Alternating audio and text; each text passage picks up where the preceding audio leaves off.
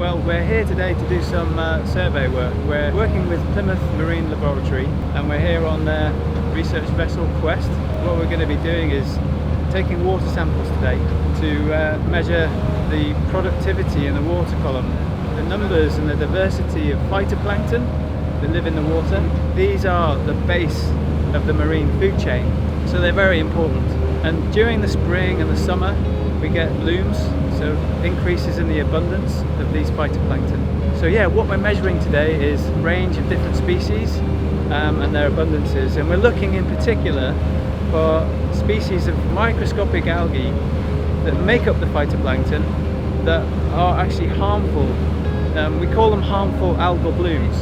They're conducting a kind of biochemical warfare with one another to try and, dominate the water column. The trouble is, these toxins are taken up by animals that consume the plankton, like filter feeding shellfish, and of course then these toxins can concentrate in the shellfish and it really is then unsafe to eat.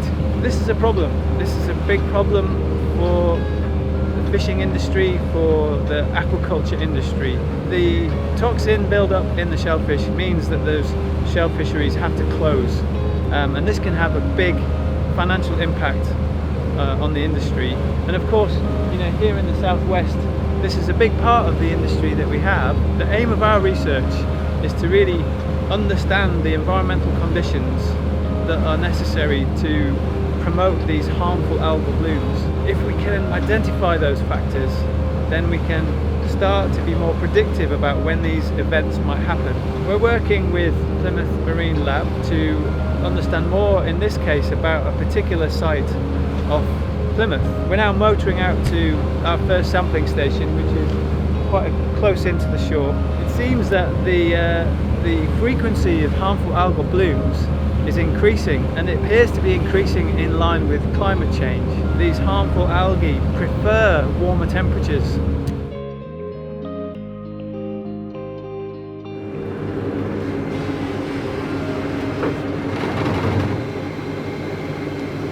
Using this rosette water bottle sampling system, essentially a range of different bottles that close at different depths in the water column, capturing a sample of water, each of them 10 litres in volume, put them into sampling bottles like this, which can then be analysed back in the lab. This will contain a little water sample that will go for nitrogen analysis. Nitrogen and phosphate are essential nutrients for phytoplankton growth. Trying to link the abundance of these harmful algae with different environmental parameters. Variations in temperature in the water. This device is also loaded with a series of probes that can measure directly salinity, temperature, light attenuation, various different things. So we can build up a profile of the structure of the water column and also its chemical content. Today we're sampling again phytoplankton and water, but we're in the Kingsbridge estuary, Kingsbridge and Salcombe estuary. The seawater comes in on the high tide and it pushes the algae up to the top of the estuary, into the fingers of the estuary, and it's here where we get concentrations sometimes of harmful algal blooms.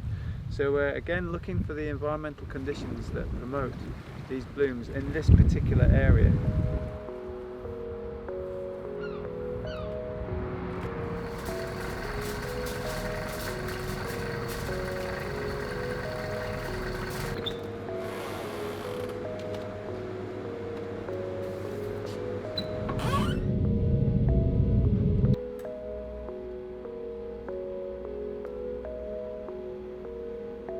Right. So this instrument is a spectrophotometer, and it allows us to look at cell density through all the amount of pigments that might be in the cell, so for example chlorophyll.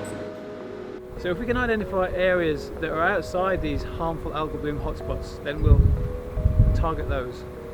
It could be also that just identifying periods in the growing season when these blooms are more likely to happen, predicting when they're going to happen and forewarning shellfish operators so that they can perhaps harvest their stock early and avoid being contaminated by the blooms. So it's really about identifying where and when these harmful blooms are likely to take place.